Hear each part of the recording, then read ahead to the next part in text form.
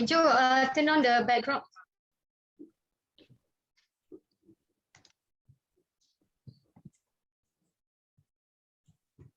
Okay. Assalamualaikum semua. Salam sejahtera. Apa khabar? Harap semua sihat. Baik. Okay. First of all, on behalf of the Malaysian Water Association, MWA, I would like to welcome everybody to today's masterclass on 2050 Net Zero GHG, Outlook for Malaysian Water and Environmental Sector. A special thanks to Yang Berbahagia Datuk Seri IR Dr. Zaini Ujang, Secretary General of Ministry of Environment and Water Gsa, for being here today. Welcome Datuk Seri. Okay, to MWA President, Council members, members of MWA and industry players, a very warm welcome. Okay, a little housekeeping notes before we start. Yeah, may I request all participants to key in their names and organizations next to their photo, so we know who you are and who you are from. Okay. And we understand that today we have about more than 100 people registered actually. Okay, so while waiting for others, then I'll just go through the housekeeping. Okay, the program will run for about 2 hours, including Q&A session. Participants are encouraged to post their questions through the chat box provided, and this will be answered after the presentation by the speaker. Okay, if we have time, and then the audience may post their questions verbally. All right. Okay, we're going to start. Yeah, before we begin the session, I would like to call upon President of Malaysian Water Association, Yang Berusaha, Dr. Engineer Technologist Haji Muhammad Asari Daud, to give a welcoming address. Okay. Please welcome Asari. Thank you. Okay. Assalamualaikum warahmatullahi wabarakatuh, and very good afternoon. Can everybody listen to me? Yeah, clearly. Okay, alhamdulillah. Yang bahagia Datuk Sri Zaini, Ruby, the moderator, the MC for today, Mr. Lee, Datuk-Datuk, tuan-tuan dan puan-puan. Alhamdulillah, it is indeed a great pleasure to me to address this webinar. This is the first webinar for 2022, and we have chosen the topic of GHG zero emission, in line with the policy of the government. And of course, today we are grateful that Datuk Sri Zaini, of course, a very busy person, he managed to give some time to MWA and our members and also viewers in this program. So in this occasion, I would like to thank Datuk Sri Zaini, and also to the MWA Secretariat for organizing this very important event for the industry. Not forgetting, last but not the least, to our viewers, members of the Malaysian Water Association, and also supporters. I think it is a very overwhelming support received from members. I think this topic has become something that is going to be the talk of the day for a couple of years to come. So I think we will be today listening from Datuk Sri Zaini the what you call that, the latest development in terms of government policy and the way forward. And I hope that being MWA, being an association very close to the Gsa, we would like to establish collaboration in terms of probably looking together at the framework, how stakeholders involved in this GHG emission could make common targets and also meet the desired objective of the government, short-term and long-term. And also probably if we could actually share and also collaborate with the government on assessing and prioritizing the pathways and options related to GHG, and also to look into the impact, of course, risk and best practices in this industry.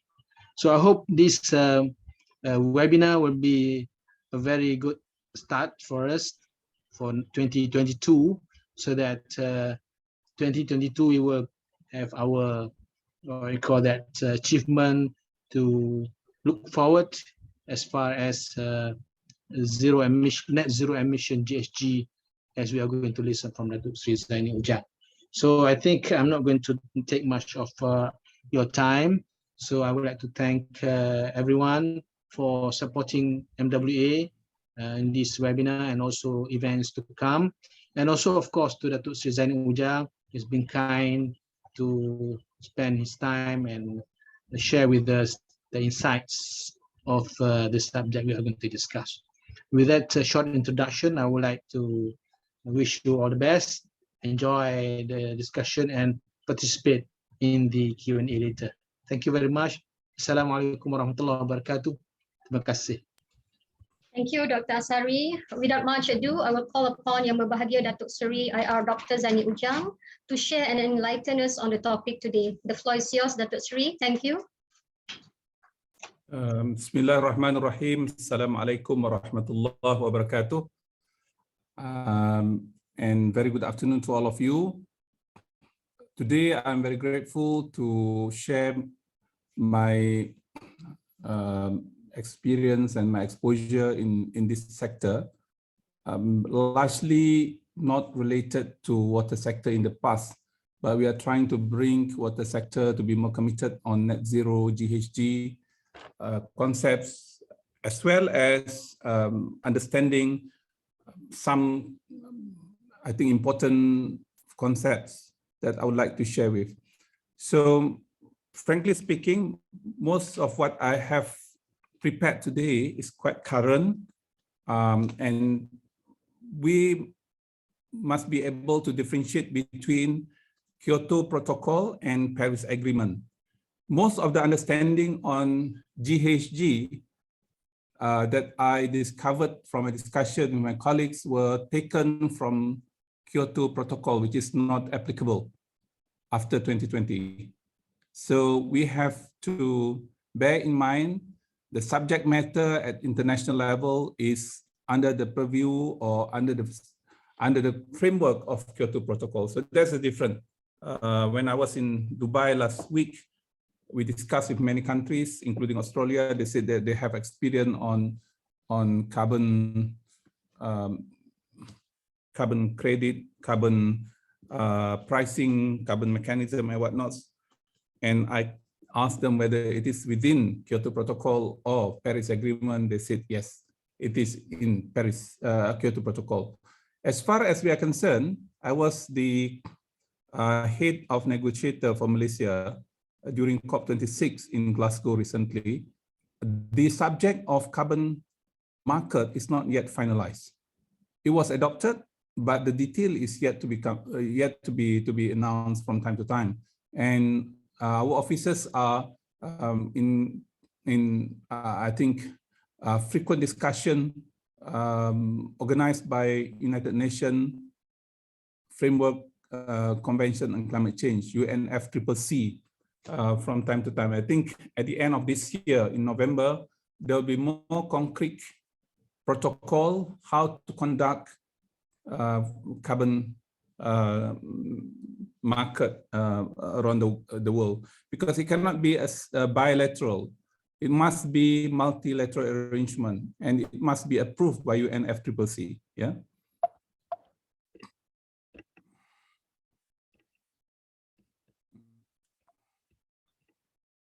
Okay. I have 7 items I would like to talk to. I hope I can finish at least 4. If we are not able to do it, minta MWA organize another master class so that we can go through after the principles of climate change, 4 climate forces, eco-shift in mind, start with simple steps, eco-teaming, organizational domain. How can we make climate resilience priority instead of climate mitigation?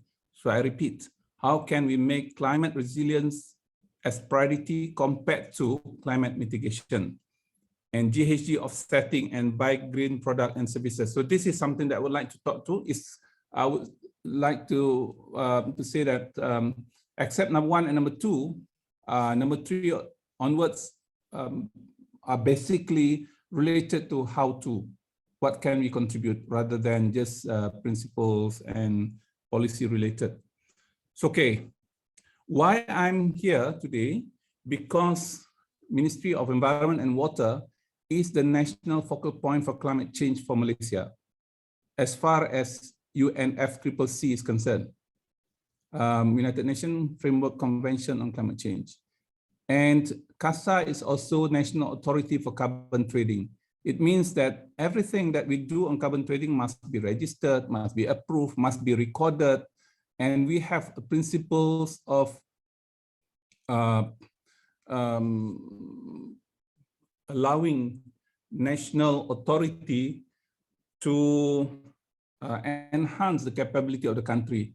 We don't want to, say, for example, trade carbon with foreign countries. At the end of the day, we don't have carbon left in the country. So forever net zero will be impossible for that particular country. Yeah. This is the principle of corresponding adjustment that I'm going to talk later. Please remind me on this in case I forgot. Yeah. Corresponding adjustment. Okay. Am I okay, Ruby? You can hear me? Yes, okay. Dato' Sri, can proceed. I try to be very Boleh. online. This is no joke. It's difficult to make joke online, but it's okay. We go straight to number 1. Yeah?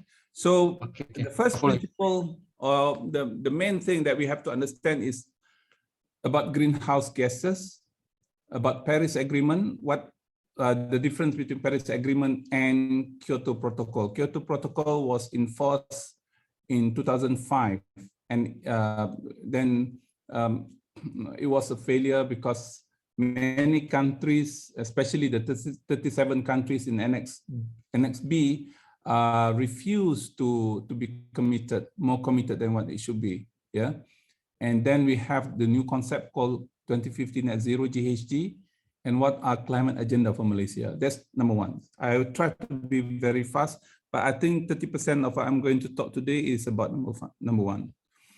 Okay, in Malay, greenhouse gases is gas rumah kaca. Dia bukan gas rumah hijau. Yeah, why? Because the concept of rumah kaca. In Malay terminology, the words greenhouse is already there for ages as far as agriculture is concerned. So expert in agriculture use the words rumah kaca. So rumah hijau is something alien to Malaysia as far as terminology is concerned. And in our transaction and in our discussions, we use rumah kaca. Yeah? So don't make mistake on that. Number 2, gases that can be considered as GHG are that can absorb and emits radiant energy. They first absorb and they emit, yeah, within the thermal infrared range, causing the greenhouse effect. So the chemicals or the gases are not greenhouse. It is only the effect that can generate the phenomena of greenhouse. And there are primary GHG in atmosphere. Number 1 is water vapor. Water vapor is GHG, is a GHG. Yeah? Carbon dioxide that we know, methane, nitrous oxides, and ozone. Carbon dioxide, methane, and nitrous oxide is common for water specialists, including ozone and water vapor. So this is something that that we are dealing almost every day, especially in sewerage services. Without GHGs, the average temperature of the Earth's surface will be around minus 18 degrees Celsius, rather than the present average, which is 15 degrees Celsius. This is the fact that the beauty that Allah Subhanahu wa Ta'ala has created GHG so that it can be warmer and warmer from time to time. So greenhouse gases in Netherlands during winter season allows farmers to conduct their business as usual without affected by the temperature outside. So this is the situation, and this is the effect. Why it is warmer inside? Because they trap all gases that emitted from the processes of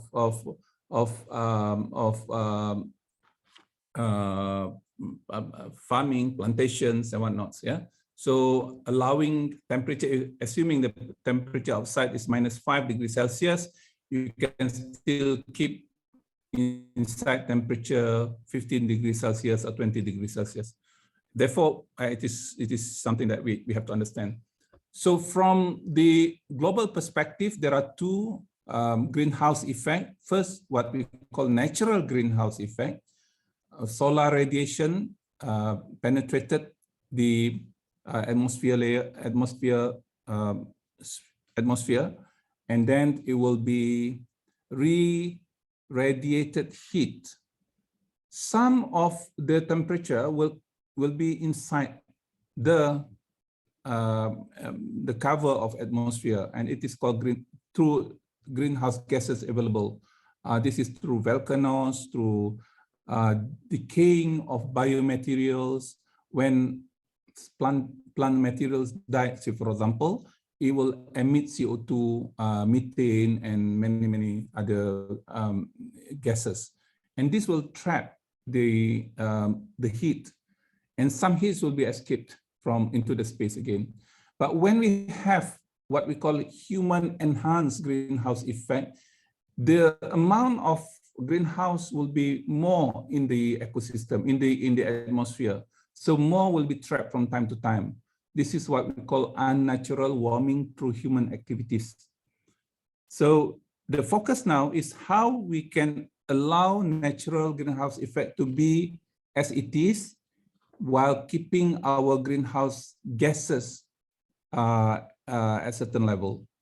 So I don't want to talk about climate change affecting world regions. So you can read, this is what's happening, drought, severe flooding and whatnot.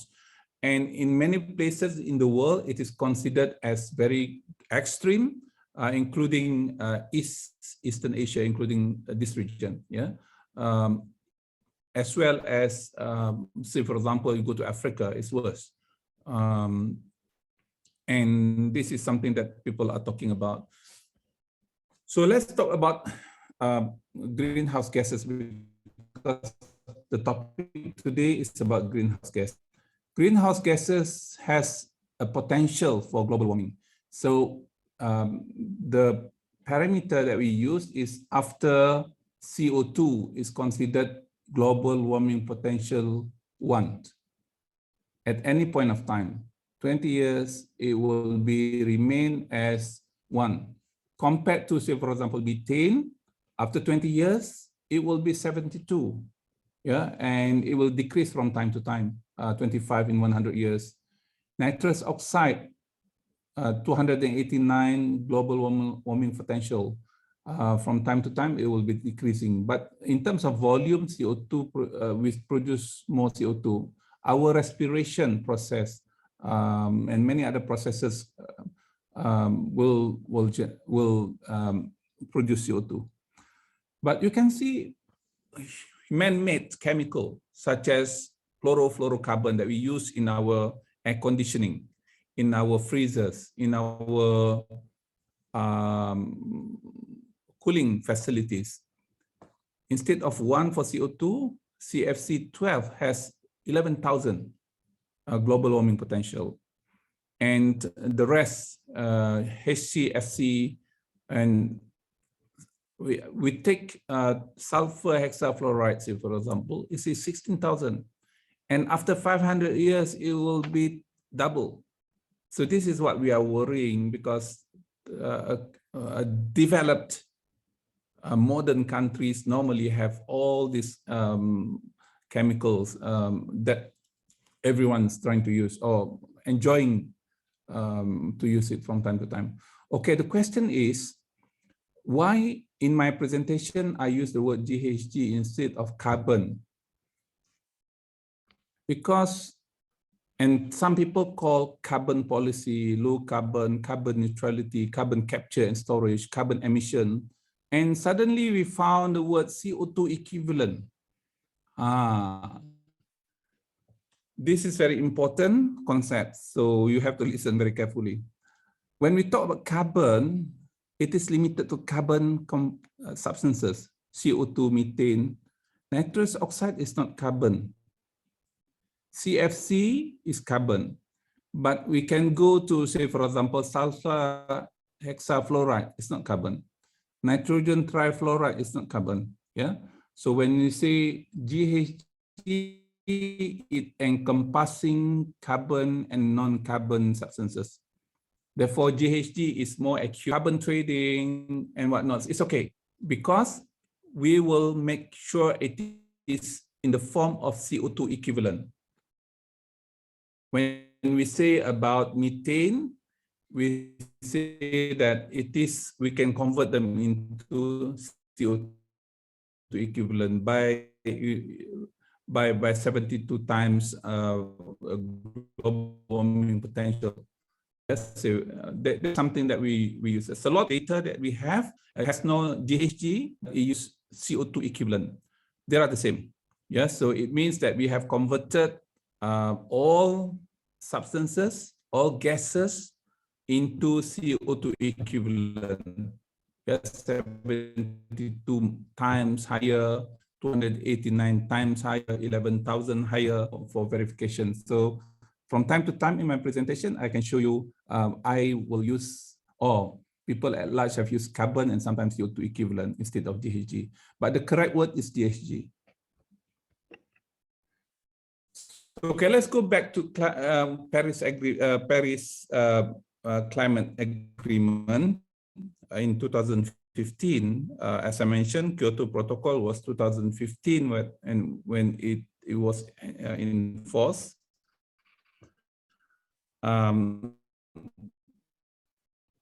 Unlike Paris Agreement, Kyoto Protocol has the GHG emission.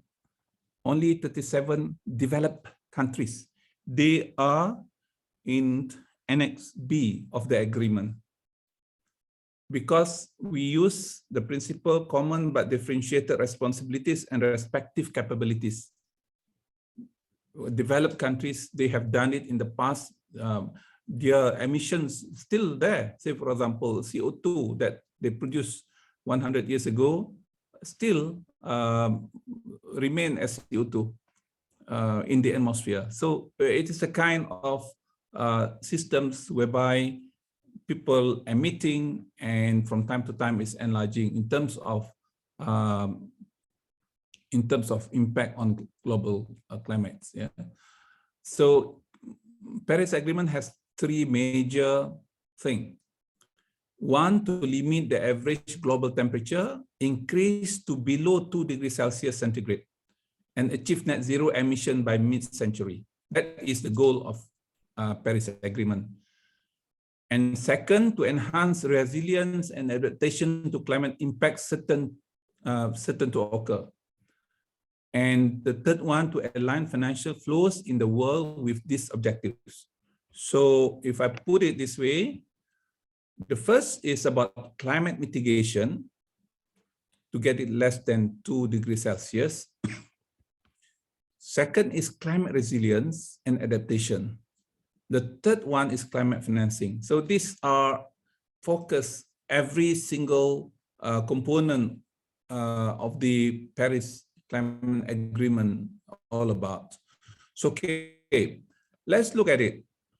There are two groups dealing with Paris Agreement. One is called Annex 1 countries. These are the developed nations. Malaysia is included in non-Annex 1 countries. So on paper, we are not supposed to be as ambitious as Annex 1 countries because they have more obligation. If you look into Kyoto Protocol, the 37 countries are responsible, yeah, to reduce their climate, their GHG emission. Unlike Kyoto Protocol, whereby the 37 countries must do, but now we have nationally determined contribution voluntarily. So every countries must say that how much they can do it, including non-Annex 1 countries. So the bargaining card for non-Annex 1 countries is that if I do this, Annex 1 countries must help because I partly doing it for you. We are doing it together. Yeah. So NDC, it's not DC, yeah? NDC. Dr. Sari,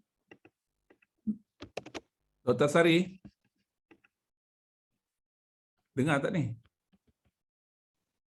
Dengar. I changed my slide. It means that I made this slide. So it is NDC, it's not DC. So the compliance is through market mechanisms and public participation. So there will be no national or international policemen going around to ensure that everyone complying to that agreement. Yeah, so this is very important. They use market mechanism through carbon trading. Yeah, so this is very important. So we must understand carbon trading properly. Otherwise, we might be not in the right positions. We cannot act on behalf of Annex 1 countries while we are having a lot of opportunities in non-Annex 1 countries. The assessment done by IPCC, Intergovernmental Panel for Climate Change, is very important for UNFCCC. IPCC is the scientific body of UNFCCC, and they done a lot of studies compiling various studies done. So they are not doing the study, but they are compiling. Then most of the, it's about 500 members of IPCC, including Malaysians, they are doing it, getting data, and then submitting that to the UNFCCC every year, yeah, from time to time. But last year, prior to COP26 in Glasgow, the first part of assessment report number 6, they call it assessment report AR6, was published in August, and it says change in global surface temperature as constructed and observed, and change in global and due to man-made human influence. That was the big conclusion, the main conclusion, human influence that created this spike. Yeah, it's not natural processes of GHG. It is man-made or man-induced GHG. Yeah, so that was the conclusion. Because in the past, people were discussing, but this is natural, temperature will be increasing from time to time, but it was not spike. It is gradually increase and change. Yeah, but after it's about 150 years ago, after Industrial Revolution started, you can see that the temperature rise very significantly. So on top of that, this is very important. Why we are talking about net zero? The IPCC scenarios in the past was very alarming. You can see that. And it says that countries must get together and voluntarily put up your NDC, and we would like to know what will be. So it gives you 5 scenarios. If you are not doing anything, it will be more than 4.7 degrees Celsius. If we do something with all kinds of conditions, we can reach up to 1.4 degrees Celsius only. And please remember that at a certain point of time, not far from now, it will be irreversible climate change. When it exceeding, temperature will continuously increasing. As I mentioned earlier, the global warming potential will remain there for many, many years. Yeah. Okay. The first nationally determined contribution was submitted after the signing of Paris Agreement in 2015. Malaysia submitted in 2016 NDC, and they made study if every country committed to NDC they have submitted, we will have 3 scenarios. The first scenario is 2.7, 2.6. This is exceeding 2 degrees Celsius as indicated. And we were required to have 2030 commitment, they call it. And we need to revise our NDC. So Malaysia has submitted our revised NDC, and I was very fortunate to sign that on behalf of Malaysian government in 31st of July 2021, yeah, prior to COP26. So after they came back to COP26, and they said that if everyone committed with revised version, we still not able to get less than 2 degrees Celsius, average 2.4 degrees Celsius. So finally, they asked during the COP26 for everyone to be more ambitious, and we think of net zero by 2050 and have a bigger target for 2030. So that was the dynamics happening the past 2 years. And therefore, many countries started putting net zero target by 2050. Yeah, so including Malaysia. Almost every country now doing the same. So by doing that, we hope that we can get 1.8 degrees Celsius. Why 2 degrees Celsius is important? After 2 degrees Celsius, it's very difficult for reversible conditions of the climate change. Yeah, so this is very important. So how much we are free to emit GHG? Pledges before COP26 is 52 gigaton. Pledges at 26 further reduced, but we need 26.6 gigaton, yeah, for that to happen. So this is something that we are negotiating from time to time. And Malaysia, as a small country, and our per capita GHG emission is comparative to other countries. We are much lower than Singapore, much lower than countries like Australia, Qatar, Saudi Arabia, United States, Japan, and whatnot. On top of that, we have what we call as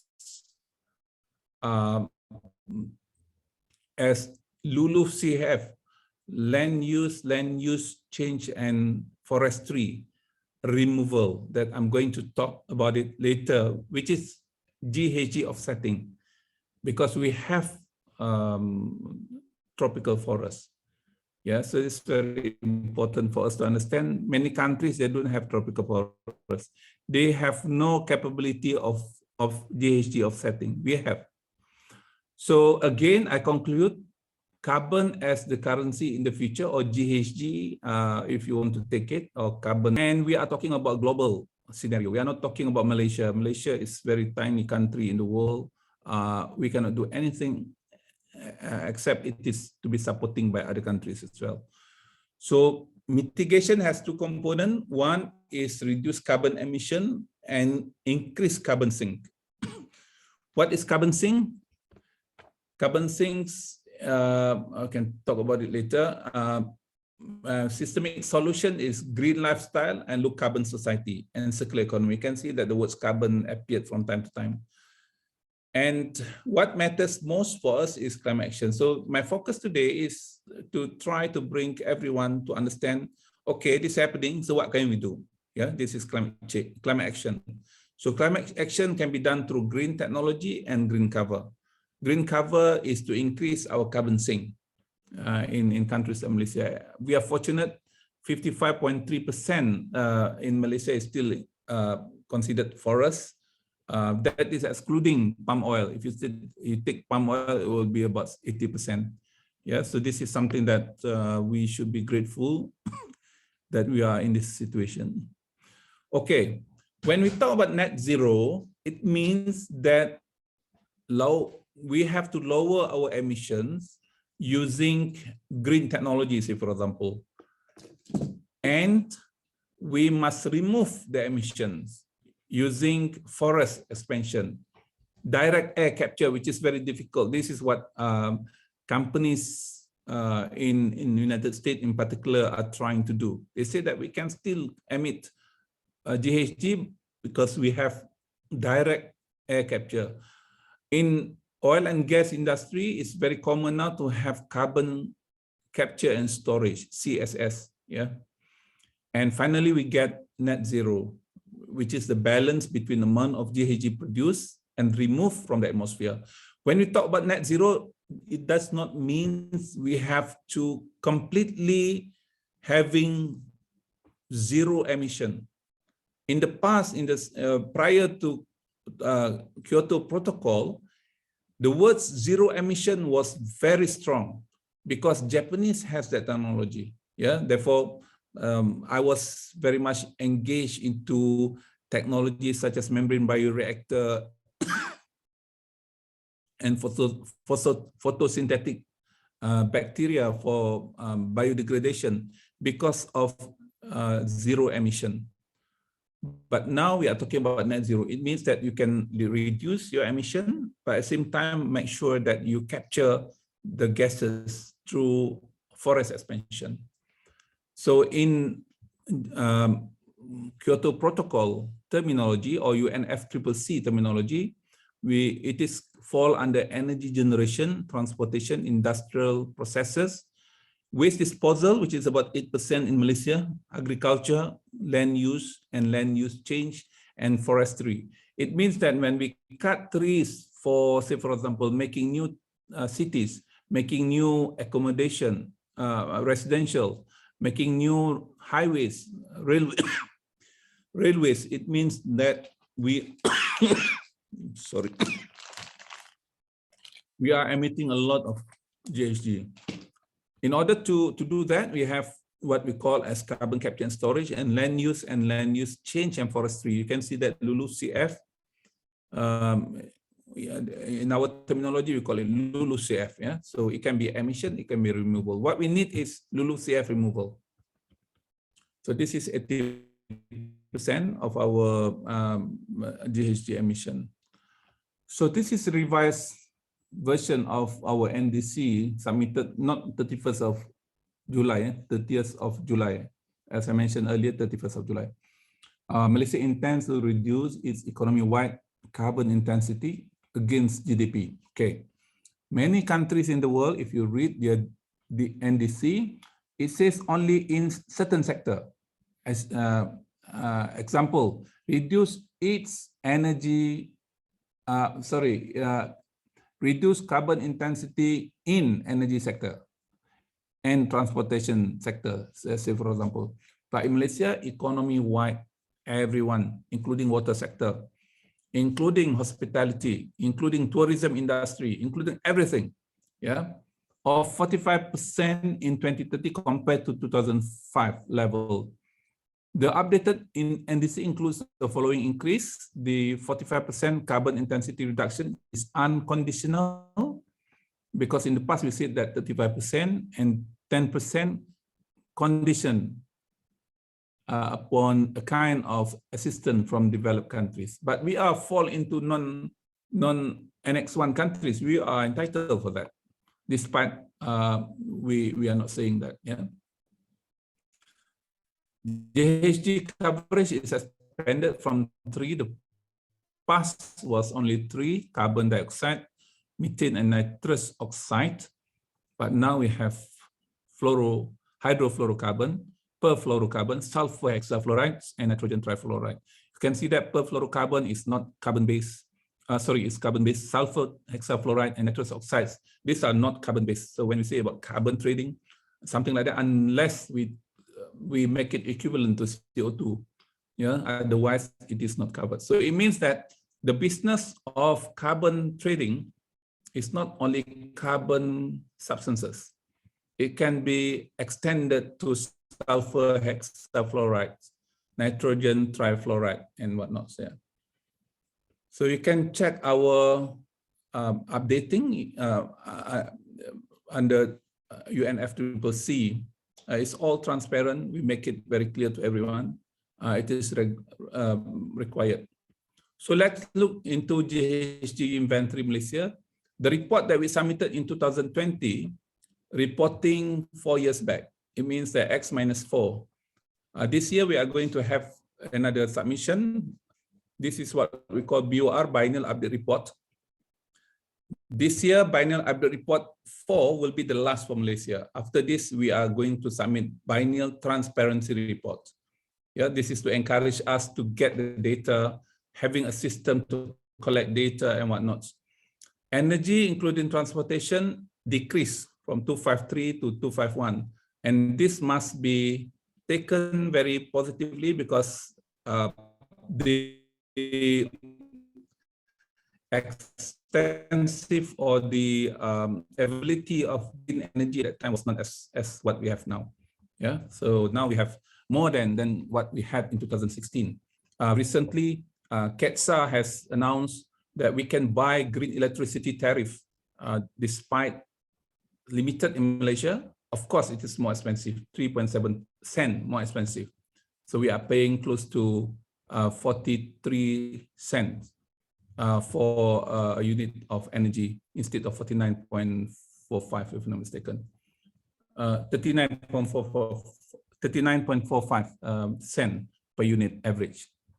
So if you buy green electricity tariff, you don't have to invest in it.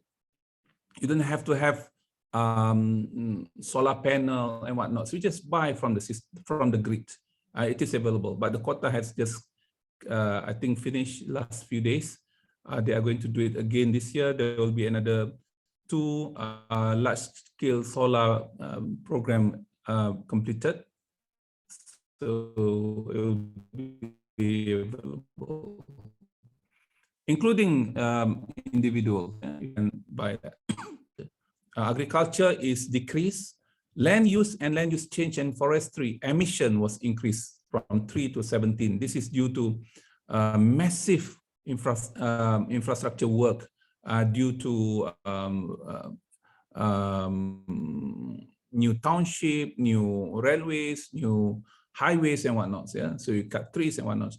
And as a result, our LULUCF was decreased from 267 to -259. I can discuss with you later. So overall, total emission with LULUF in Malaysia, we have, this is very, very sad to say, from 49 to 75 million tons CO2 equivalent. So you can see that the words Ghg inventory, it has CO2. It has carbon sometime when we talk about it. And overall in Malaysia, without LULUF CF, per capita in Malaysia is about 10.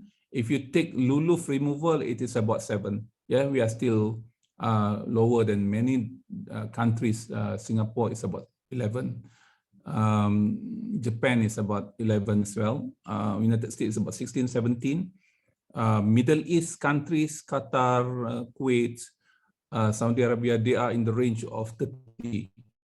So they are the highest in the world. Yeah. So therefore they find it very difficult now when they talk about sustainability if they are not doing anything about it. This is the most important slide. So the data that I've shown you was in 2016. And through studies we have made, and this is submitted to UNFCCC, they came from time to time checking our data. Of course, we argue a lot about the data and whatnot, yeah. But at least we have data to show. The Y and X axis, the orange color, blue, dark green, and the rest are mainly emission, Ghg emission. So total Ghg emission, as I mentioned earlier, was 316, yeah, 316.83 million tons CO2 equivalent. So you can see 316.8. And our forest that we have is declining from minus 263 to minus 241. So this is minus 241. Net zero means A plus B equals 0. Net zero can be achieved if we can reduce A to 241.3, so it became 0. Or we can increase our forest to minus 316.8, it became 0. So we have two options. Which one is more palatable? Which one is more easier? So from our perspective, the easiest one is to reduce the energy sector, because energy has to do a lot about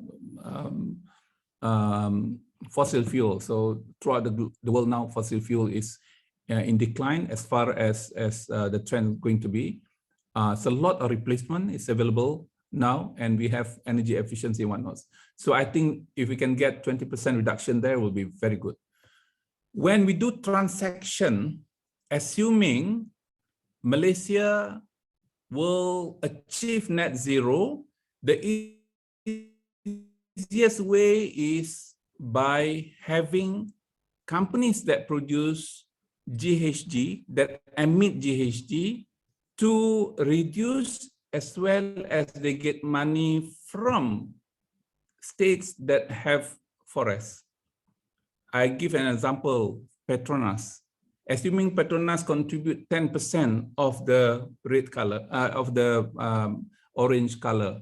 So Petronas have two options: one, to buy from Malaysia, and and second, to buy from other countries.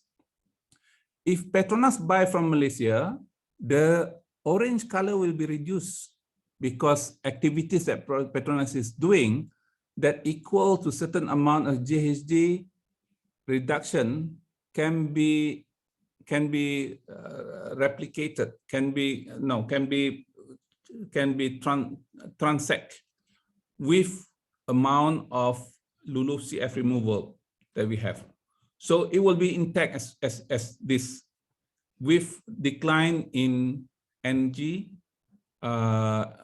emission from energy, and LULUCF will remain as it is. Yeah, if Petronas buys from Malaysia, if TNB buy from Malaysia, if all companies that emitting energy buys from Malaysia, the moment we sell to other countries, so our LULUCF removal will be declining.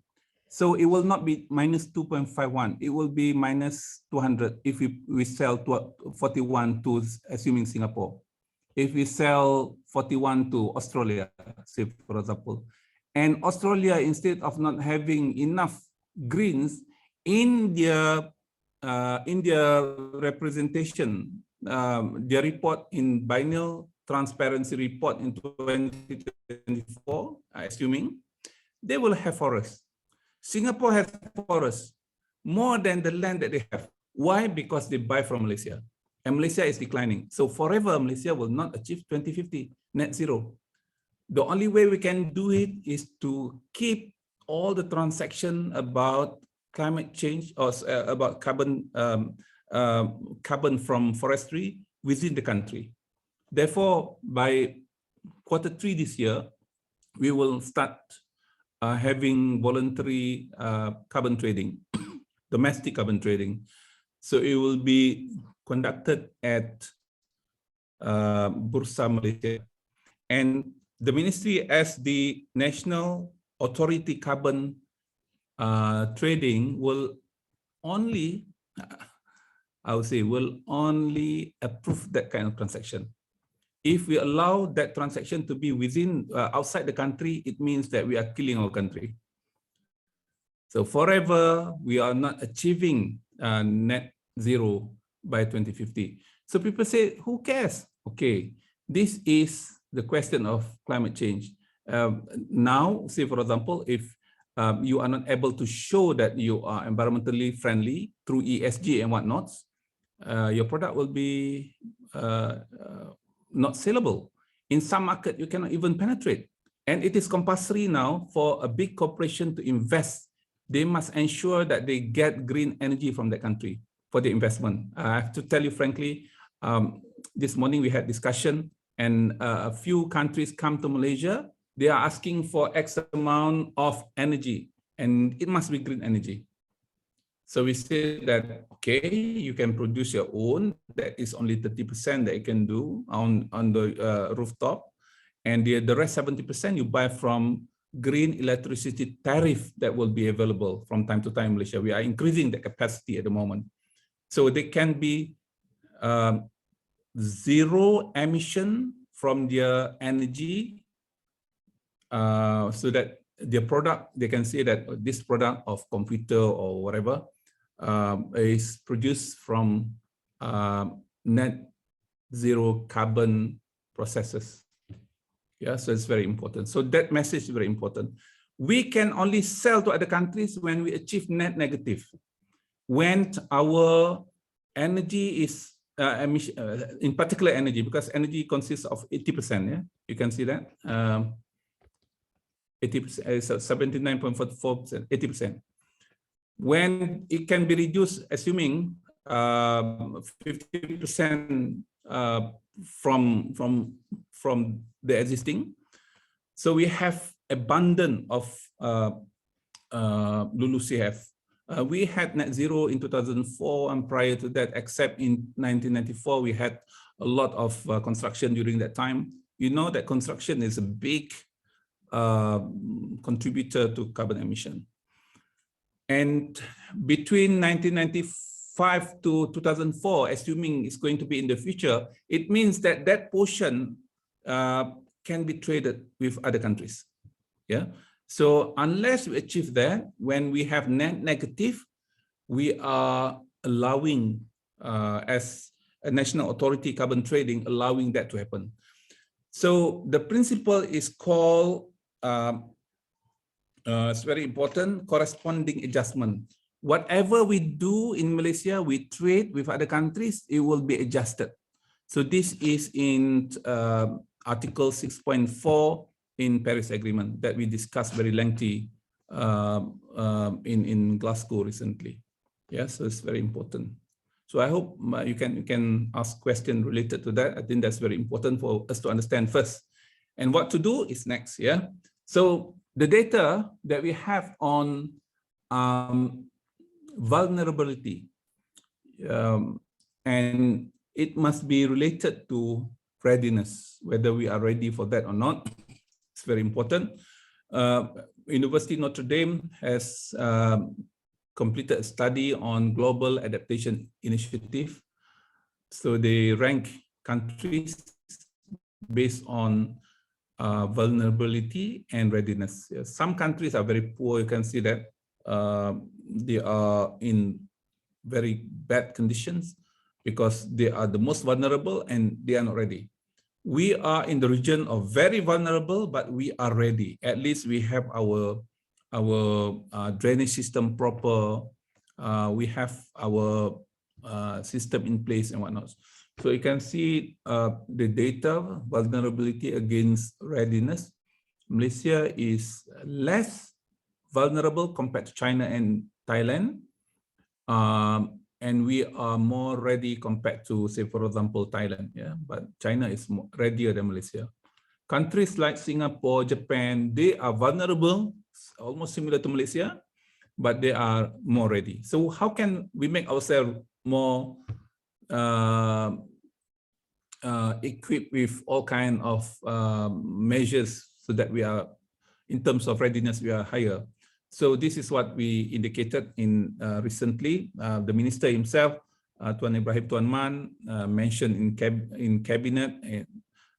The memorandum Jemaah Menteri has been approved that we are, inshallah, planning to budget for 393 billion over 50 years, yeah, for climate adaptation. So this is to increase our, say, for example, our readiness. The biggest measures is to increase our average recurrence interval design for water infrastructure from 100 years maximum to 200 years. Countries like Japan has done it, Singapore has done it. Therefore, Singapore recently, the former minister himself told me that they are spending 100 billion Sing dollar to make 5-meter walls along the coast of Singapore. Yeah, 100 billion Sing dollar. So we are budgeting only 395, which is almost equal to that, but this is for the whole Malaysia. And we are not going to make walls. We are increasing our design spec. Yeah, so that's something we have to do. So in terms of resilience, climate change can pose a lot of natural disasters. It will impact on eco services. Water supply will be affected, electricity, railways, roads. Therefore, we have to be resilient by response capacity, by adaptive capacity, reorganize the whole thing, and adaptation to make ourselves more prepared ecologically, as well as we are reducing our vulnerability. Yeah? So this is something that we have to do. So as far as the ministry is concerned, we have done quite a lot last year. Malaysia Climate Change Council was established last year. Completion of Malaysia updated NDC on low carbon cities, national low carbon mobility, developed carbon market mechanism is completed last year.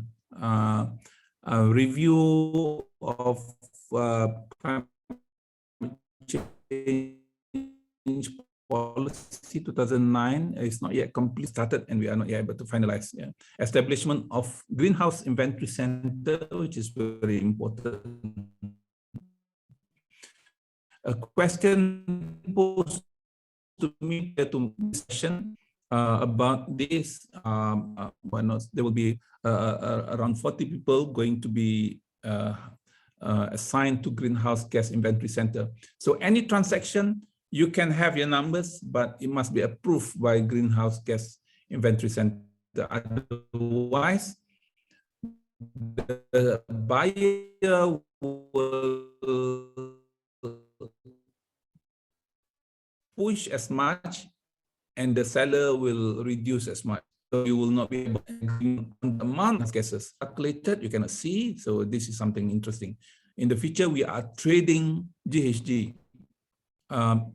It's not seen, but that's something that we have to discuss in terms of Sharia and whatnot. We have discussed with Jakim already on this.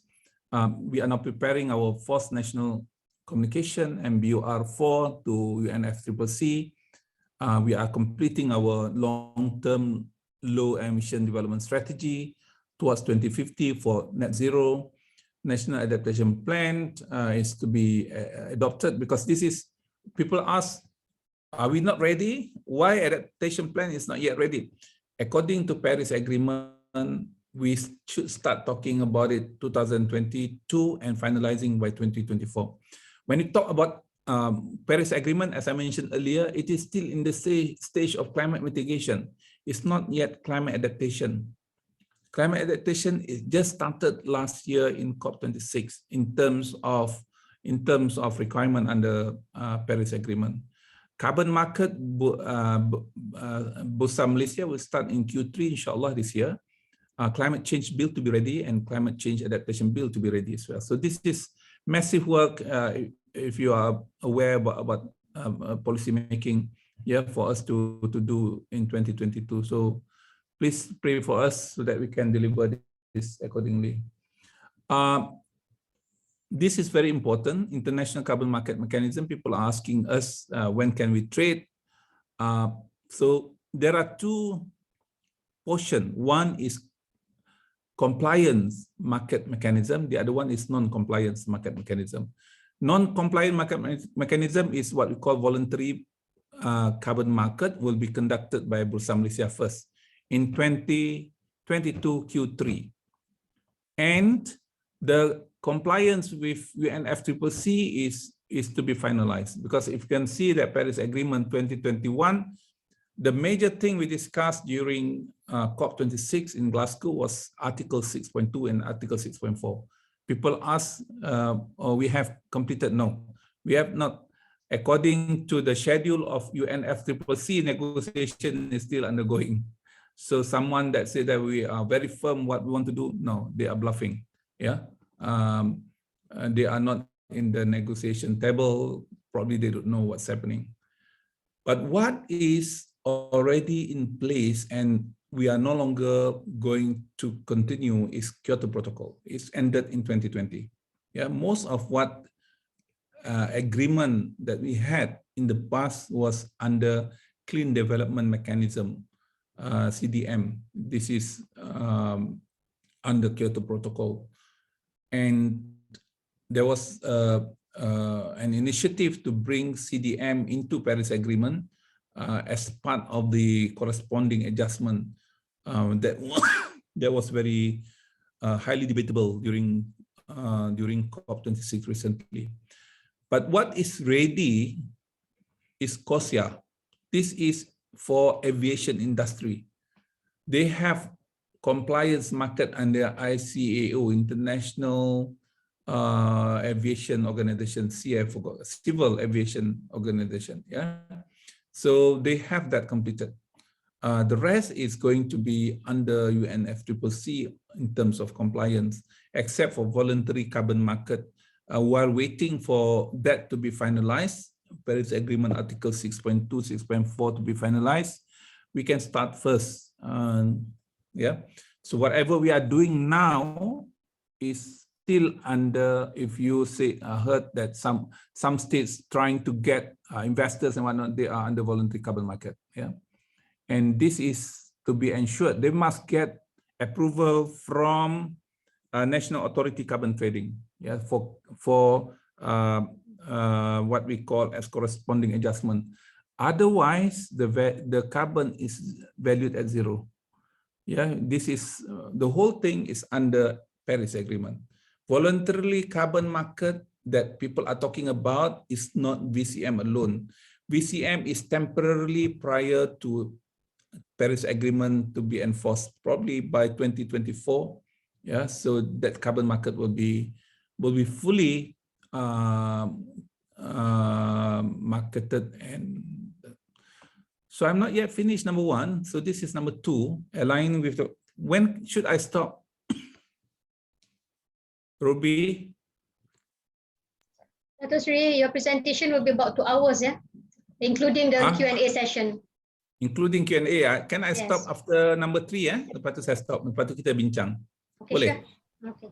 Okay. Aligning ourselves with 4 climate forces. So there are 4 bigger players in climate change. 1 is emitters, 2 is omitters, 3 is promoters, and 4th is deniers. Our target should be high in promoting GHG emission or GHG reduction and increase our capacity to emit. And we are not going to be a denial. Yeah, so that's very important. But sometimes we do it. Yeah, from time to time, I realize emitters are, as I mentioned earlier, energy generators, transportation, in water sector. Whoever produce anything that require energy, you are emitters, including water industry. And emitters, we capture and storage or land use and land use change and forestry. Okay. Carbon capture and storage has 2 components. One is industrially or man-made. This is a big machine. When I was KSU of Qatar, I listened to a presentation by a few companies on carbon capture and storage. The investment to make power plant from coal, say for example, require about 5 billion. Yeah, the whole thing. Yeah, and carbon capture and storage facility was about 5 billion. So it's going to be 10 billion investment just to make sure that carbon is captured and stored. But we have natural carbon capture and storage, which is wetlands. Therefore, I strongly urge Dr. Asari, Mr. Lee, and all MWA members, I strongly urge we use constructed wetlands, because constructed wetlands can capture and store carbon or GHG. there are two ways, two constructed wetland, two wetlands. One is constructed, the other one is natural. Yeah, the studies done in the UK. This is in the UK environment. Between having a new wetlands, they can make wetlands. Yeah, they can make natural wetlands for capturing, and planting forests, trees to make forests.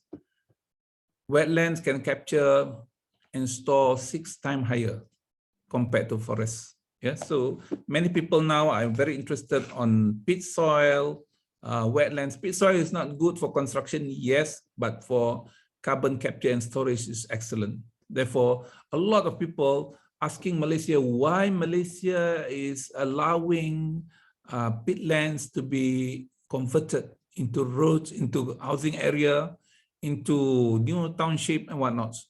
And they can capture 6 times higher than forests. So that is something that we have to look into. But within the vicinity of water sector, we have constructed wetlands. In places where we cannot pipe or we cannot get our sewage collected from every premises, what we can do is to allow them to go to drainage system, and then from drainage system ended in constructed wetlands, proper constructed wetlands. So that can be good as well. As well as land use and land use change and forestry removal, you are there. Who are promoters? Promoters are individuals, professional, MWA, NGOs, academics, international academics, agencies. And I reckon that people who are denying are people who are ignorant. They don't know what's happening. They cannot understand GHG. And GHG is not something easy to understand. I'm able to understand GHG very easily because when I first started my academic career, I was asked to teach air pollution. So I wrote books on pencemaran udara or air pollution. So at least I can have some kind of backgrounds on air pollution.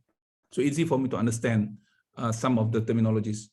But for those who are in water sector, when we talk about GHG emission, the concepts and whatnot, it involves energy generation, transportation, blah, blah, blah. So it's very difficult, very vague. So they became deniers. So I hope all participants today are professionals and they are promoting, they are omitters as well. And we try to limit our emissions. Then that's our target. The quadrant, high emitters, high promoters, low emitters, and low deniers should be our target. People say, wait, if you have high emitter, you shouldn't be a deniers. From time to time, we are deniers. Say, for example, why don't you cycle to work to reduce carbon emission? Or because some personal reasons I cannot cycle, it's too dangerous, or no facilities, whatever. You are part of them. Yeah, you try to find which forces you belong to. So, ni Haji Asari kena jawab ni. Mr. Lee, you have to answer this. What is CO2 equivalent emission per 1 cubic meter of water supply? If you are not able to answer the question, it means that as water professional, you are not concerned about GHG. Yeah. You're not concerned about climate change. Correct. Yeah. So you have to find this answer. And you have to find this answer. CO2 equivalent emission per CO2 sewage treated. And then we are no longer talking about CO2. We are no longer talking about COD. Treatability, we are talking about another parameter, which is CO2 emission. Yeah, so this is something that we have to understand. And your answer determines whether you are promoters, deniers, emitters, or you are omitters. Your answer to this question. So it's very important. I'm not saying that we are all superhero that's saving the world unless you can answer this question. Yeah, as a professional. So I made this chart last night. It took me a few hours. So I hope if you forget everything that I've said, don't forget this. there are 4 climate forces that I mentioned earlier.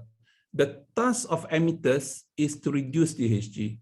The task of emitters is to absorb GHG. The task of promoters is to encourage climate action. There are climate action is a terminology, is a concept. Out of 17 SDG Sustainable Development Goals, one of them is climate action. Yeah. So deniers, these are bad people. They are trying to bargain. They are delaying. Blah blah blah. This is their task. Sometimes these deniers are paid for to reduce our understanding or our commitment towards climate action. The methods for emitters is green tech. So we have to use green tech. We can use energy efficiency facilities. We can use energy resource efficiency facilities, or emitters plant trees. It's very easy. Yeah. Or now I would say that we can have also wetlands on top of plant trees, but normally easy for us to plant trees. So my trip, normally every year that I count, I will change into CO2 equivalent, and then I'll pay according to the number of trees. So normally every year I plant between 5 to 10 trees according to my trip. Last year was very bad because I'm not traveling, but I still planting trees. So we plant trees because we understand that it will omit our GHG that we produce. In SEA Games 2017, it was the first SEA Game ever that we had net zero, yeah, by planting trees. So those who are not aware about that, I have to tell you, I was the chairman of that committee. Yeah, and then you can ask the minister himself, KJ. He asked me to do that. It's a lot of tree plantings during that time because we want to make sure that whatever GHG we emitted will be offset by planting trees. My trip to Glasgow, the team trips to Glasgow was offsetted by planting trees. Our vaccination in Malaysia, vaccine 1 and vaccine 2, was green vaccination. I'm not sure about the booster. We are planning to plant 24 million trees for vaccination exercise. So we start planting from time to time, but inshallah, I will get the number very soon, the amount of trees and who are going to donate for that. So it means that that's happening in Malaysia. If you cannot reduce your emission, you plant trees, yes, as to offset. And this need to be promoted, public awareness and market mechanism. We plant trees, not simply plant trees, because we plant trees because I have emitted X amount of GHG, therefore that's equal, according to calculation, equal to 1.5 trees. Okay, wait until I produce some more. Of course, we are producing a lot, and then we plant the trees. But generally, between 5 to 10 trees will complete our amount of trees to be planted based on the GHG we produce. If we cannot use net zero or low carbon or green technology that reduce or that has no GHG emission, say for example, by cycling, we cannot cycle to work, say for example. So you offset with planting trees. So this is a kind of initiative. We make it known to everyone. I've spoken about it many times since SEA Games 2017 about this, but I'm not sure how many people understand, because we have to understand the whole concept of GHG, climate change and chemicals we use, and then planting trees as offsetting. The solution for emitters is carbon market. Emitters also carbon market, so they can make trading between these two. And promoters require eco shift. We can talk about it. I've written a book about it. Deniers, we need scientific reasoning with them, yeah, because normally deniers in foreign countries, say for example, they are not religious. So we have to talk from data point of view. But the best example is ESG. Yeah, environment. Then this is something that social and governance. This is in many parts of the world. ESG is a driving force that make people more committed, at least climate action, rather than just rhetorical. This is Minister during his speech at the UN Climate Change Conference in the UK. He mentioned about updated NDC for Malaysia. We have 55.3%, but in the policy on forestry, minimum 50%. So we have a margin of 55.3% higher than minimum standard that we put in. Yeah. Zero waste to disposal landfill, carbon market Q3 2022, 2050 for net zero GHG emission, government fleets by 2030 with no diesel and petrol. That's a big thing. I'm going to stop there because the rest will probably require a lot more time, allowing participants to interact with me. Is that okay, Ruby? Yeah, should be okay, Dr. Sri. We have some questions in the chat box. Do you want me to read it to you? Yes, please, so that the rest can listen to us. Okay, I'll start with the first one. We have here, okay, how and who will regulate and enforce GHG and compliance for water industry in Malaysia, as it is not in WISIA 2006? So who is to be regulated? So there will be Climate Change Act soon. Probably we will be able to table later this year to Parliament. And with that, or later this year, yeah, I think that's the earliest we can do. In that, we have some kind of responsibilities of all parties. Assuming we have not able, or we are not towards net zero GHG, Malaysia will be considered a country that not complying with international treaty. Malaysia is considered not protecting environment. So produce from Malaysia will not be well received globally. Foreign investors will not come to Malaysia because they know that the image of Malaysia, we are not providing enough green energy. We are not having a governance structure that can make net zero GHG a reality in the future. So that's huge impact to the country if you are not doing anything about it. Whereas countries that very committed on net zero GHG will be assisted. According to Paris Agreement, there will be 100 billion USD assistance from Annex 1 countries to non-Annex 1 in many ways, in the form of grants, in the form of cheap loans, in the form of insurance, yeah, and whatnot. So we are not able to be perceived as countries of interest to them. So we will not, and that's only between, it's supposed to be from 2020 to 2030. So the amount of money at stake is about 1 trillion USD. Yeah, so assuming a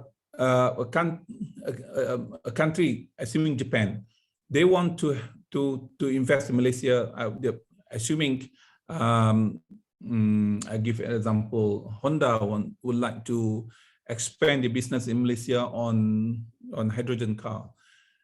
And they tag along with the policy of Japanese government to help non-Annex 1 countries to develop the capability so that they can reduce their GHG emission. So they have a lot of facilities in the country, assuming we want to build hydropower or we want to build hydrogen facilities. So they will a kind of blended loan and and grants available for us. So we are not paying throughout, and we get investment to the country for producing green products. The irony is this: green products is produced by non-green procedures and framework. So that's not acceptable. Yeah. Okay. Okay, that's really another one we received from Abdullah Azam. There has been criticism of carbon trading, wherein carbon trading itself does not address the root cause, i.e. GHG emission. Perhaps consideration should be given on putting in place requirements for carbon traders to make sure they have an ongoing plan to reduce their own GHG emission, whether scope 1 GHG or scope 2, scope 3, which is direct and indirect respectively, rather than fully relying on purchase of carbon credit to appear net zero or worse, negative GHG emission. Yeah, it's okay. As far as they are progressing, it's okay for me. Yeah. If they cannot do much, we can purchase the offsetting capability. It's okay, because this is what climate change is all about. I mean, Paris Agreement is all about. Finally, we will find that there is no longer technology for generating energy, say for example, that use non-sustainable facilities or technologies. It's phasing out. Say for example, cars at the moment. Yeah, we are probably the last generation of human being to see on the street the usage of petrol and diesel car. In the near future, petrol and diesel car will be abundant in many countries in the world. In the UK, it will be abundant in 2026. In Scandinavia, it will be it's prohibited to be on the road in 2026. To another 4 years to come. And finally, people have a choice whether they want to use a green car, which is expensive at the moment, yes, but there will be a choice. And or they can use other means, public transportation or just cycling around. So that will be the mode of mobility in the future. So where is the existing cars going to be? There will be no foreman, there will be no spare parts available and whatnot. So the best thing is to change the engine. This is what's happening in the UK. If you have expensive classic cars, people are now changing to electric engines. Classic bodies, but engine is electric car. Yeah, so this is what people are doing at the moment. If you want to do business in vehicles at the moment, is converting the existing petrol and diesel vehicles into electric. So that is the biggest, I think, opportunity available. People are, I mean, if you still love your car, or you offset. I offset my carbon emission, yeah, my GHG. I'm not sure about you. We can talk theoretically, but in real terms, offsetting is the easiest. I cannot cycle to work because not only far from my house, but I think it's not yet practical for me. I can find excuses for that. But in reality, the easiest for me now is to offset until there will be a time whereby probably by then I'm going to retire already, but availability of cheaper hydrogen car or electric car available. And then I don't have to offset. Okay, the next one is what are the incentives for water industry technology providers and water operators to invest with regard to reducing GHG as emitters, omitters, and promoters, and even deniers for retrofitting, refurbishing, and install new assets? Yeah, you can have a lot of facilities under MITI for green investment. I cannot because this is not my jurisdiction to talk about that facilities, but it is available. Yeah, so please go to green investment. You can see a lot of facilities available. Okay, let's see the next one.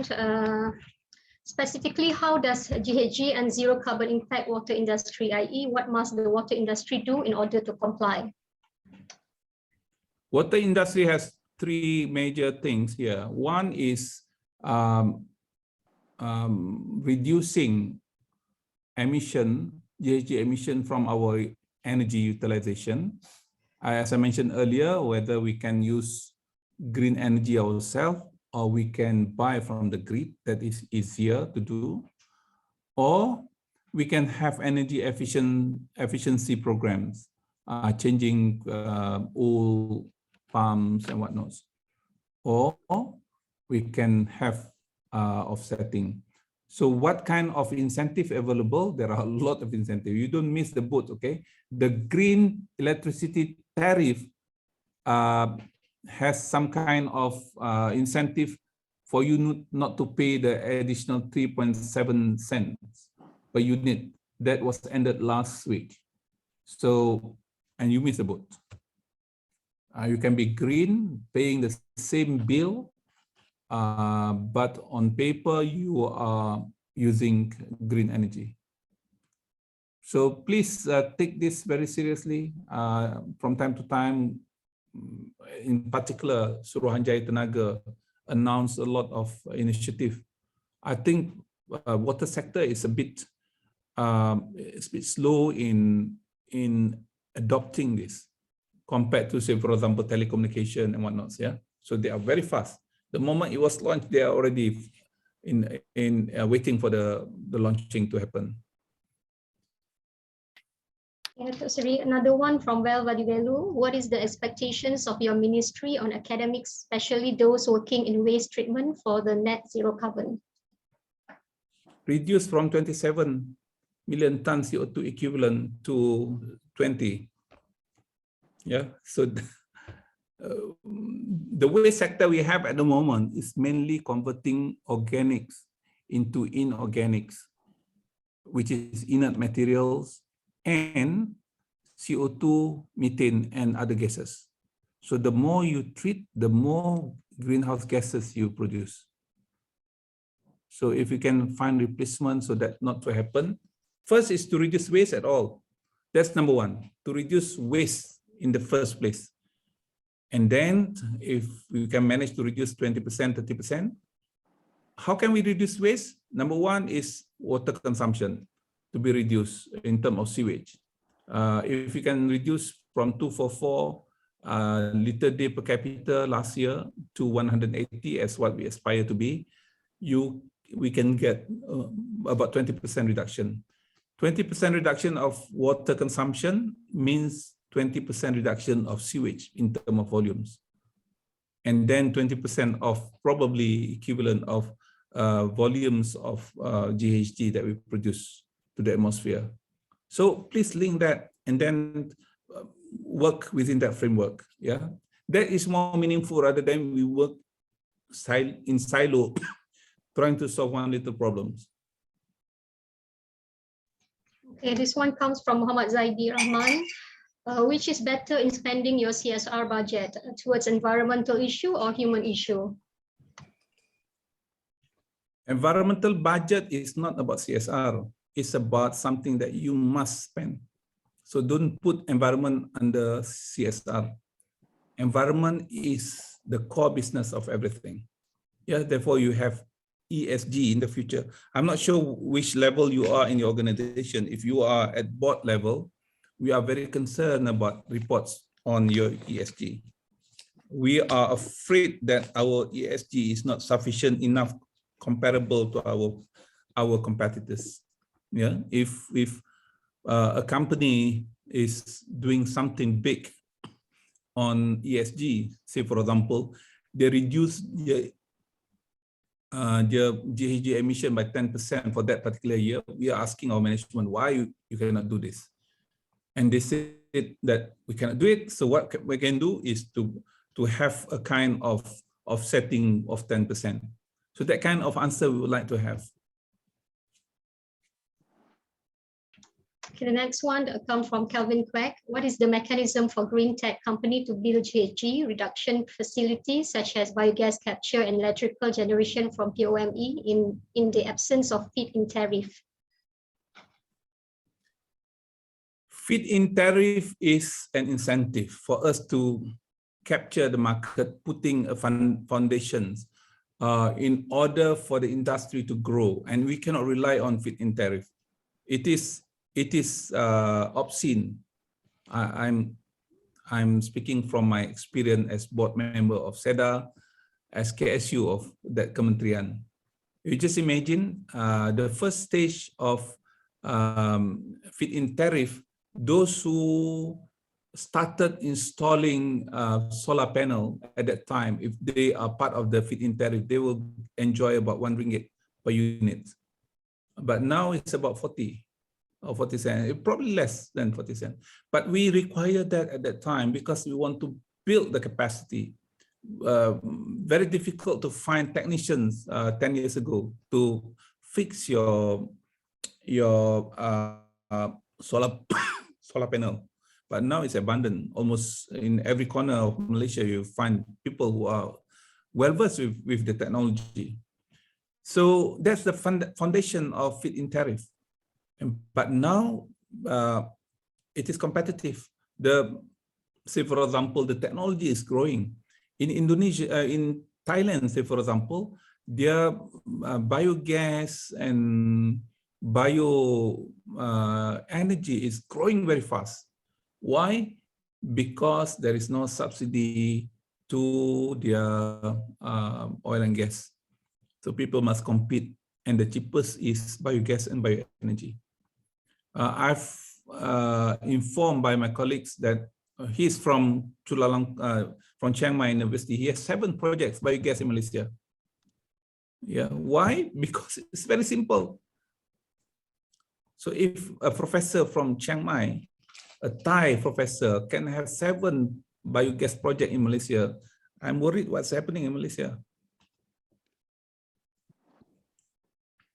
Yeah. I think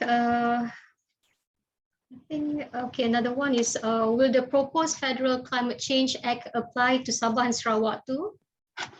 It depends on the states themselves. They can opt for it. They are free not to be part of it, but they might not be able to enjoy the carbon credit later or carbon transaction later because they have to have the framework. The framework, according to NFCCC, must be based on the availability of the systems. And the system, as I mentioned, it must be national authority for carbon trading and national focal points. So these are the framework. It cannot be 3 focal points in one small country. The whole United States is one focal point. Yeah, the whole China is one focal point. Because we require, as I mentioned earlier, corresponding adjustment. Whenever you sell to other countries, you have to deduct from your numbers, and that country receive your numbers. I give you an example, this one. You sell to Singapore, your slice on B will be reduced, and the Singaporean slice on emission will be reduced as well. So equally, assuming we sell 41.3 to Singapore, in the record of Singapore, 41.3 is omitted from their emission. Then they will come net zero earlier than us. Yeah. So that is corresponding adjustment principle. Okay. Okay, we have here some information shared by Datuk Lu, who was the former KSU. Yeah? The incentive for the application of green technology is listed under Gta. This is administered by MIDA. On the issue of feed for biogas generation, please check the website on SEDA. Okay, let me check if we have any more questions. Okay, we have from IR Muhammad Zulkifli. Sludge management, residue management, shadow waste management produced by water industry. Is there any long-term program organized by Gsa or other bodies for water industry player to merge with in preparation towards green technology manager industry?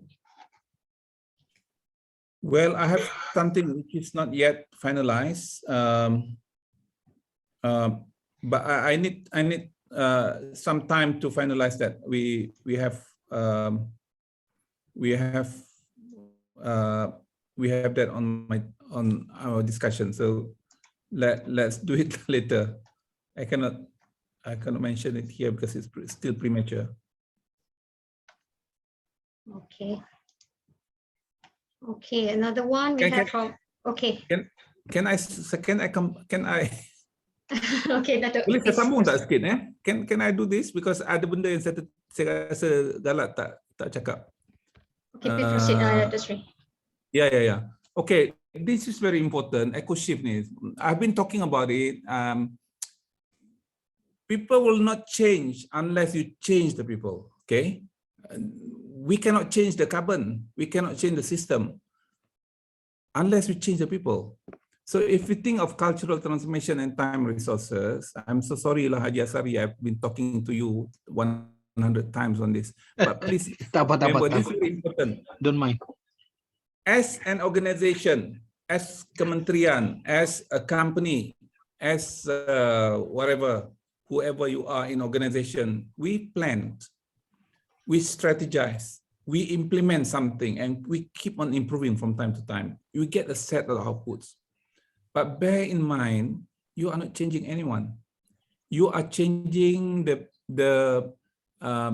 behavior, the structure, the profile of your company's organization. Whenever we want to change a culture, we have to go to the people, the personal domain. It's not the organizational domain. The personal domain. The personal domain has three main three main components. One is what we call habits. The second is behavior. The third is culture. So habits, behavior will form a culture. And what is habit? Habit is what we do without thinking. Habit is what we do without thinking. Not because we are stupid, because it is already in our blood. It is in our subconscious mind. If your habit is to waste water, to do a lot, to use a lot of water to take bath half an hour, that's habit. And we have to change that habit. 95 to 90% of our habits, 90 to 95% of what we do in life is habitual. Only 5% is behavioral. Behavioral require thinking. Behavioral require incentive and punitive. Kalau tak ada arahan, dia tak buat. Kalau tak ada insentif, tak ada kata you dapat cukai, pengecualian cukai apa semua, behavioral. You are there. What we need is habitual. Habitual that makes a country big, a nation big. The culture you learn about Japanese culture, Scandinavian cultures and whatnot, they are habitually environmental friendly, regardless the price. Tak apa. Saya pergi ke Jepun first time 1986. People are collecting rubbish on the street. From collecting rubbish on the street, and then they ensure that the rivers are clean. When I visited Kyoto River in 1986, Kama River namanya, Como River, masa tu kotor lagi di Kyoto. But habitually they look after themselves. They look after the rubbish around them, and then without any incentive. The moment you give incentive, it became behavioral. Yang dia nak ialah habitual. Nampak sampah, kutip. Barulah benda-benda lain boleh berlaku. And tanpa ada manfaat ataupun keuntungan dari segi keuangan. They get it because it is habitual. And then you can develop a culture. Kalau kita tanya apa insentif saya buat apa semua, you cannot be Japanese, you cannot be Scandinavian, you cannot be German. We do it because it's good. We do it because it is part of our existence. We must do good things. Tak kira lah, tak banyak untung pun tak apa, but insyaAllah I will do it. That is habitual. And that is culture we want to do. So in order to do that, to connect between organizational domain and personal domain, kita kena ada public participation. We must engage public. Engaging public is not just informing. We must consult public, because among publics tu ada water engineers, ada environmental engineers. They know better. And get them involved. Collaborate with them and empower them. Macam kita buat denai sungai lah. Macam kita buat sungai. Kalau tidak, kita bersyarah tentang sungai ni. Saya pun dah letih bercakap tentang sungai ni. Sehinggalah saya bawa kawan-kawan saya pergi ke sungai, look at the river. Okay, this river is very bad. How can we do it? Okay, nombor satu tengok. Jangan marah-marah tau. Nombor satu, you punya grey water tu you tuang ke mana? Oh, rupanya grey water masuk ke longkang straight ke sungai. You are part of the polluters. Dan kena kat kita. Oh, kenapa tak ada takungan dan sebagainya? Oh, duit tak cukup, bla bla bla. Then you are defensive. And then you start thinking, oh, rupanya not easy. Why don't I do it myself?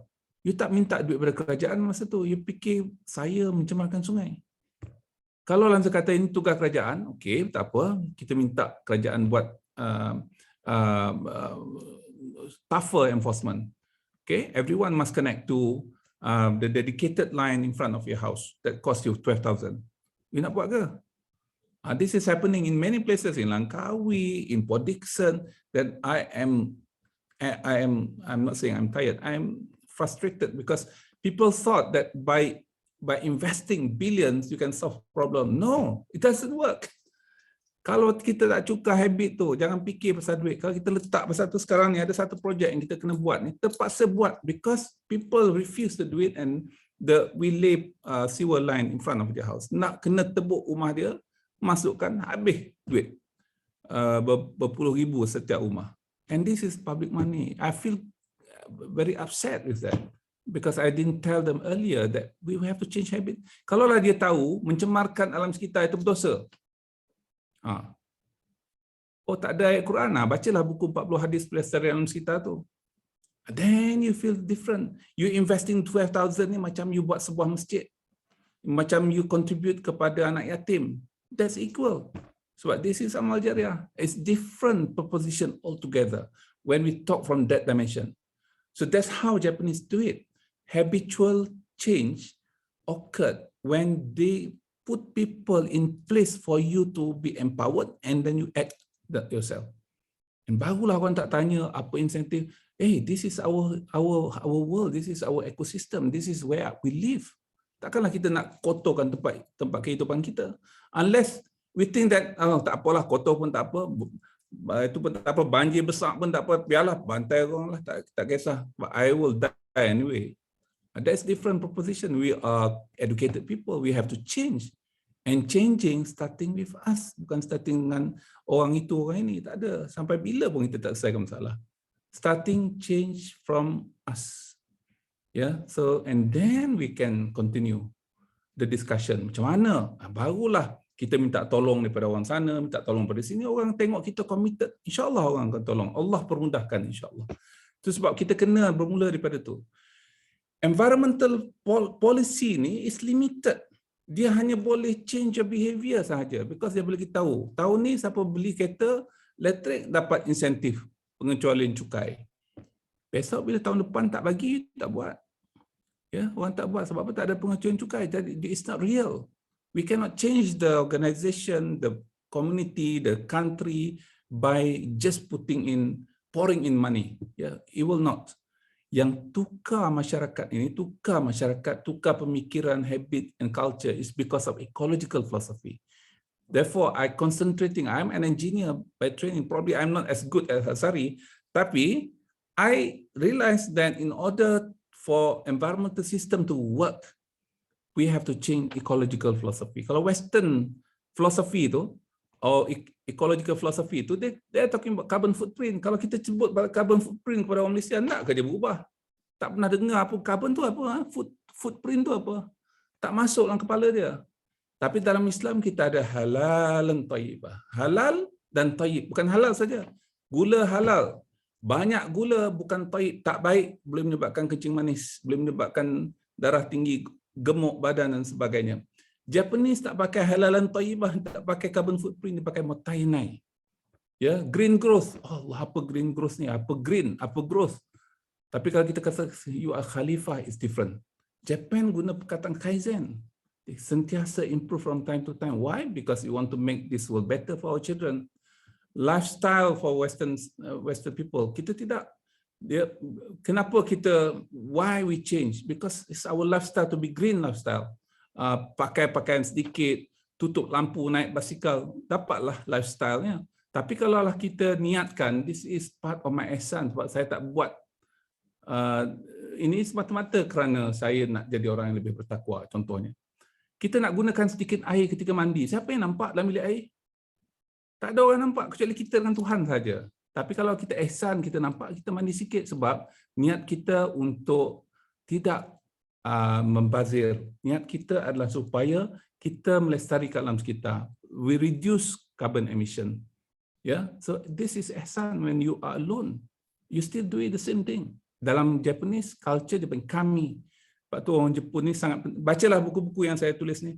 So finally, we need to change the philosophy of the people looking at this world, looking at these living things. Ya, kalau tidak nanti letihlah kita bagi sana orang tu short circuit sini dan sebagainya. So finally you are not going to get anything. Environmental policy has limitation. The limitation is not going to penetrate personal domain. The only way to do it by having ecological philosophy. Dan itu sangat penting untuk kita start talking about ecosophy. Saya dah startkan buku Western ada, Japanese ada, Islamic ada. Ya, siapa yang ada kesempatan nanti bolehlah. Tapi tak tahulah, masterclass ni letih lah saya. So Haji Asari lah ajar pula. Okey Haji, apa lagi nak tambah ni? Soalan. Alright. Okay. Ya Tuan Haji, you nak say something? Tak ada. Okay, I will go to the next one, Datuk Sri. This one come from Ahmad Sampan. Semua sedia maklum ratusan kadar NRW negara adalah amat tinggi. Pengurangan NRW semestinya akan memberi kesan langsung kepada Ghg Emissions. Okay. You want to comment on that? Ya, betul lah tu. Okay. Okay. In fact, NRW reduction is actually a double, orang kata dua, throwing two birds one stone, something like that lah. Dia sebab dia nombor satu, producing water itself is actually emitting carbon dioxide, dan you waste lagi dah dua kali lah. So it is actually orang kata very important lah. Ya, saya ada satu slide lagi Haji. Setiap saya sebelum saya habis ni, saya minta maaf sebetulnya. Ni slide yang kedua paling penting. Okay. Selain itu penting juga, ini yang kedua paling penting ya. We talk about mitigation, we talk about adaptation. Adaptation is not yet finalized dalam kerangka Paris Agreement. So look at mitigation. What is needed? Sustainable transportation. Okay, tanya kita ada kereta elektrik tak? Saya tak ada kereta elektrik. Saya mengaku saya tak ada kereta elektrik. Kereta saya semua kereta biasa. Tetapi kereta yang enjinnya very efficient. So if I were to travel to JB daripada rumah saya perlukan RM100 je minyak. Kalau kereta lama saya dulu 150, 140 macam itulah. Less fuel means less burning of fossil fuel, less GHG emitted. Clean energy, rumah saya, ni saya cerita rumah saya tau. Saya ada 4 kilowatt solar panel on top, bukannya feed-in tariff, ini yang biasa punya, kita panggil NEM, Net Energy Metering. Ya, dia pakai, kemudian tu lebihan kita akan jual kepada grid, national grid, cheaper than feed-in tariff. Feed-in tariff jual ke grid dulu, kemudian tu kita beli balik dengan harga yang lebih murah. Ya, dia jual mahal tapi beli murah. Yang saya sebutkan tadi RM1 jual, beli 40 sen. Macam tu. Ini tak, kita pakai dulu dan kalau ada lebih baru kita jual. Jual tu pun sangat murah lah. Tanya, saya lupa berapa harga sekarang ni. Tapi dalam bil tu ada. So I use that. And banyak negara sekarang ni dia encourage people to use it themselves. Jadi ada banyak syarikat yang boleh buat benda tu. Kalaulah kilang besar je nak sewa you punya atap tu. Di UTM sewa atap di UTM tu buat bumbung tempat letak kereta over 20 years or so. Energy efficiency is the easiest way to do it. tukar like lighting tu 30% you can achieve energy efficiency. Less money for you to pay, and at the same time soalannya kita nak invest dulu. Okay. Kemudian kita ada adaptation. Adaptation is purely on water sector. Ya, satu ialah flood protection. Kedua, infrastructure upgrades. Itu yang saya katakan tadi, ARI kita daripada 100 kepada 200. Flood protection tu yang saya sebutkan juga. Disaster management and business community tu mainly how to reduce the vulnerability. Yang penting adalah in between them. In between mitigation and adaptation itu ada overlapping. Dan overlapping yang paling tinggi sekali apa, Haji Zari? Ya, itu. Water conservation. Yang lupa lah. sekali. Yang paling afdal sekali ialah water conservation. Water conservation means that we use less water, we don't expand our water infrastructure, we use whatever we have, less NRW, less consumption per capita and whatnot. Kemudian yang lain-lain itu termasuklah local food. Kenapa local food penting? Semalam saya pergi melawat Tan Sri Abu Kasim, bekas ketua Suruhjaya SPRM. Sebab local food is very important. The moment kita import food, it means that per serving kita menghasilkan banyak carbon emission.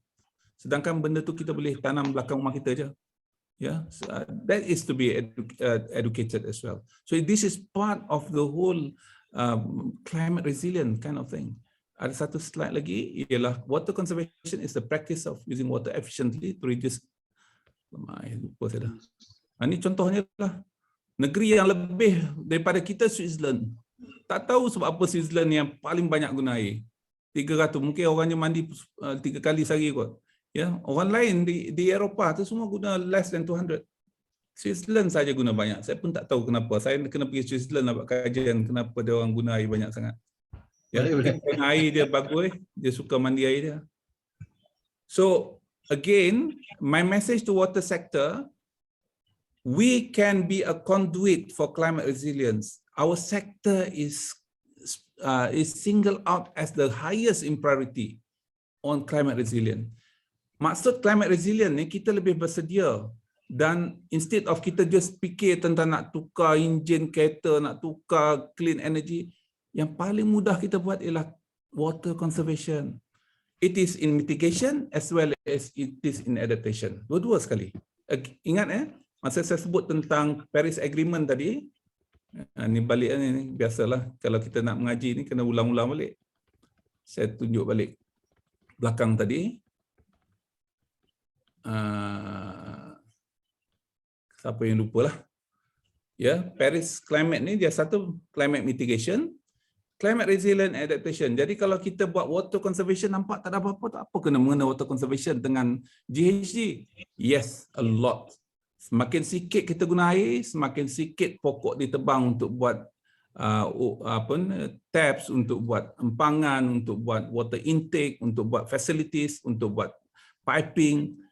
Semakin sikit electricity yang kita guna disebabkan sikit air yang dipump ke sana sini. Kemudian semakin sikit sewage yang kita hasilkan, kubahan yang kita hasilkan, semakin sikit pula pumping required by sewage treatment plant. Begitu juga bila kita nak hasilkan kita nak treat, kita nak rawat air sisa tersebut, semakin sikit pula inert material and CO2 and methane yang terhasil. So just water conservation. Orang tanya apa peranan water sector? Water conservation. You are targeting, you are addressing climate mitigation and climate resilient and adaptation sekali. Tiga-tiga tu sekali. So we should be grateful we are in this sector. Orang lain terpaksa jual kereta, jual apa, kita tak payah. Jangan guna air je. Jangan guna banyak air. Itu sembang kita pada orang lain. Okay. Okay, next question, Datuk Sri, can the water operators in asset light expect funding from PAB for Ghg initiatives? Yeah. Yeah. You coming with proposal lah, jangan tak ada proposal. Tanya macam ni susah cerita. Okay. Next one, from Johari Sinal. Okay, can we have carbon trading efforts regulated and implemented at all government agencies level, focusing by centralized government agencies now in order to see the outcomes in the next 5 years with personal, habitual, and cultural growing initiatives? For example, electric vehicles, wind, water, power generation, etc. Efforts with full support from government. Okay, you punya soalan ni bertindih-tindih ni. Ada 3 benda yang disebut tadi. Satu tentang government, contohnya government dah buat. Contohnya by 2030 semua kenderaan kerajaan tak menggunakan petrol and diesel. Ya, bukan tiba-tiba jadi itu. Just ada stages. That's big thing lah pada kita, sebab sekarang ni kita kena review balik kontrak kita dengan Spangko dan sebagainya. So that's big. Lepas tu kita ada pula sektor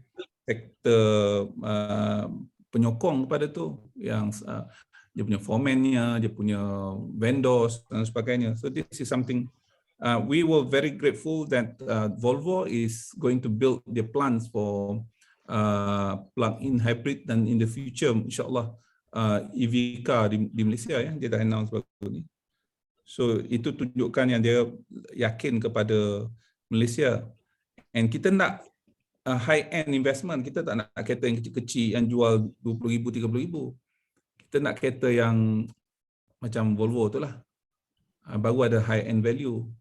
Kereta kecil tu mudah dia buat, nanti local pun boleh buat. Bila dia dah ada kat sini, vendor dia tu akan jadi vendor kepada syarikat-syarikat kita yang lain lah. So it's a lot of things, bukan satu perkara saja soalan ni tanya.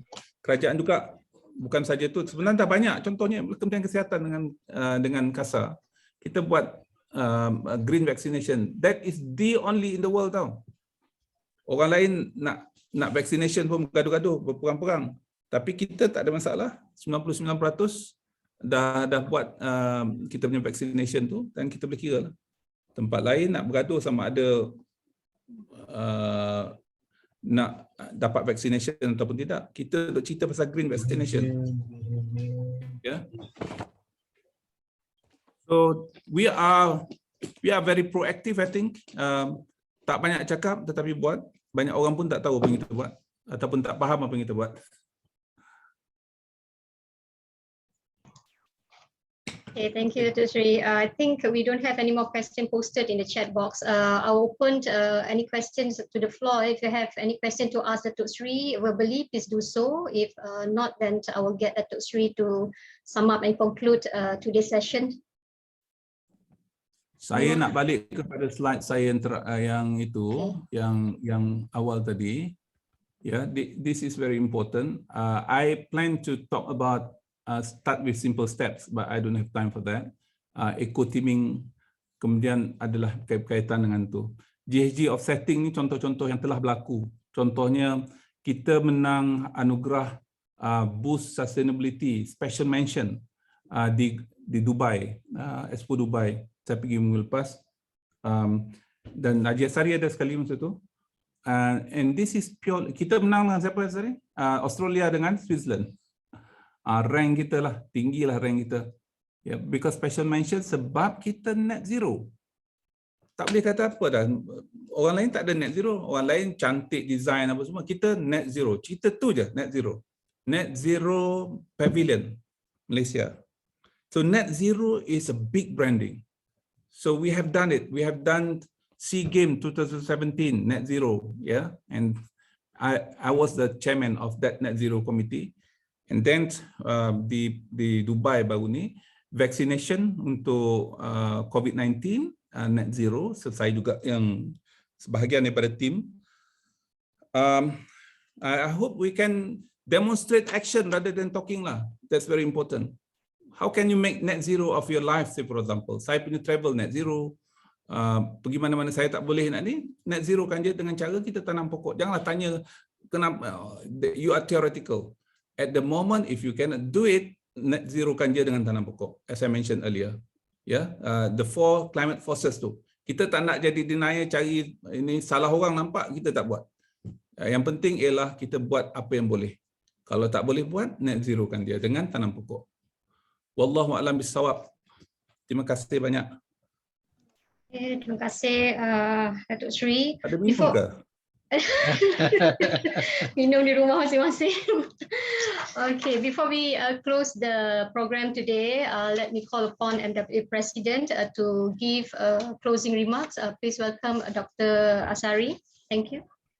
Okay, terima kasih Ruby. Alhamdulillah kita telah dengar presentation daripada Datuk Sri tadi. I think some of the important message that should actually pass through to us is about behavioral change that we need to do pertaining to what he have mentioned just now. I still remember Datuk Sri in Dubai. Of course, you mentioned to me again, and I think I also want to mention that we have demand management dialogue of forum, which I was the moderator at that time. So Dr. Chintu, your TKSU, was very very emotional when he mentioned about mandi kena 3 minit, kemudian wudu pun dia mention about wudu. So I think the ministry wudu 1 has liter. 1 liter. Ya, wudu 1 liter. 1 liter. Itulah peranan kita dalam sektor ya. So I really bila dengar Dr. Chin sebut ada, of course masa dulu pun kita buat apa orang panggil roadshow talking about orang kata conservation. So I think in your conclusion just now, your few last slides mentioned about the importance ataupun the criticality of water conservation, and of course very related to demand management, and also tadi soalan NRW also. All these are so related and so close to us. So I think this is a very good orang kata eye opener lah, bahasa Melayu pembuka mata lah. I mean we should actually realize that we have a role to play and we can play our role. So of course looking back to ourselves, what we can improve as far as, for example, water conservation, and also in our, kalau kita designers, how do we design things. I think all in all, I think this is a very fruitful webinar. I think of course tajuk ni is always orang kata dekat kepada hati Datuk Seri KSU dan juga sebahagian besar dari kita. Datuk Lu Tok Ghi, kita punya KSU dulu. I hope you still remember me.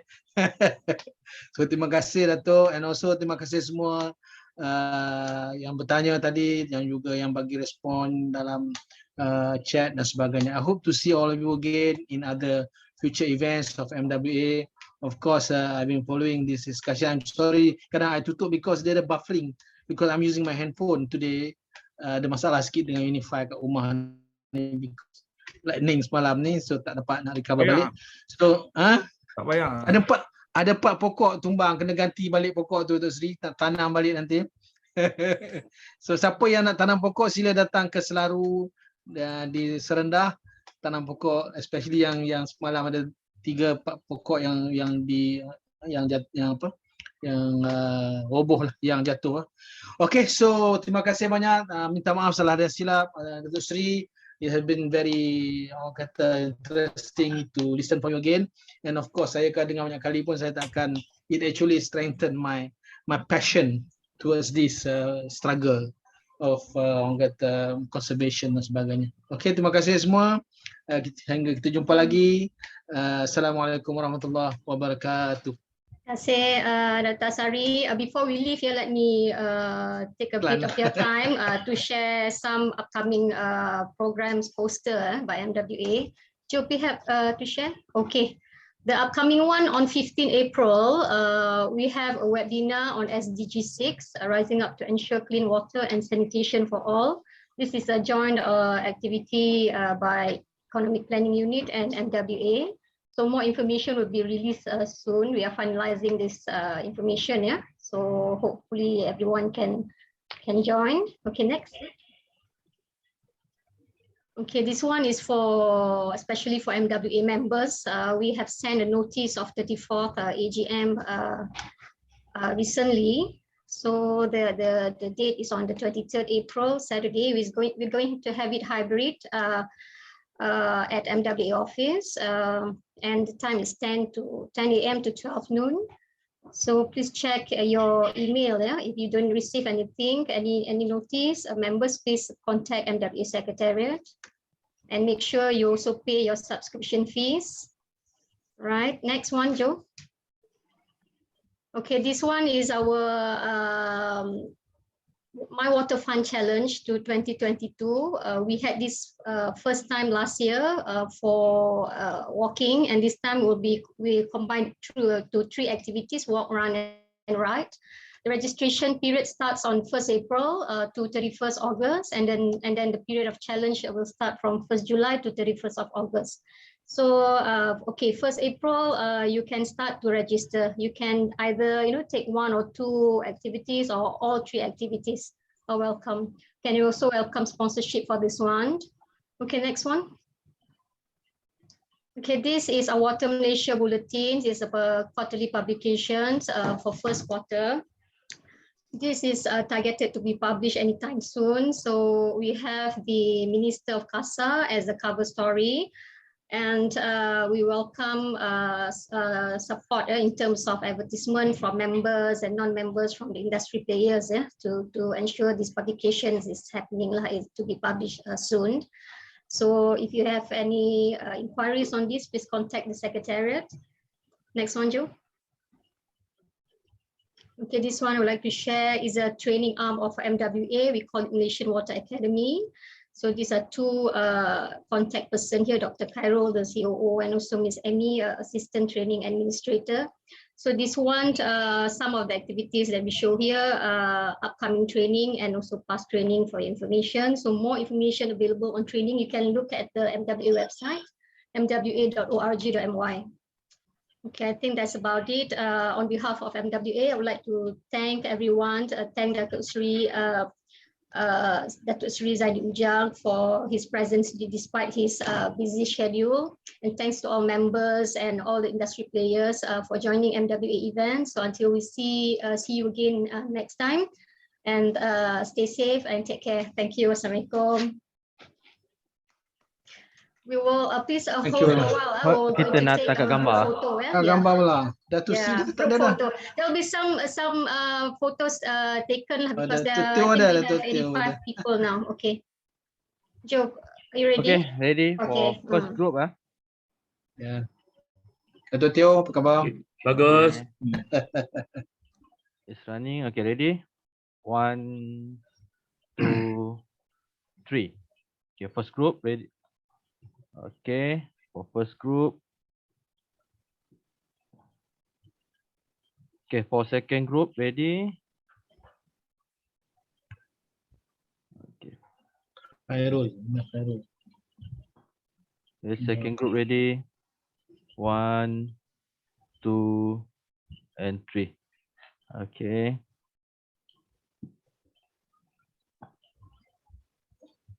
Okay.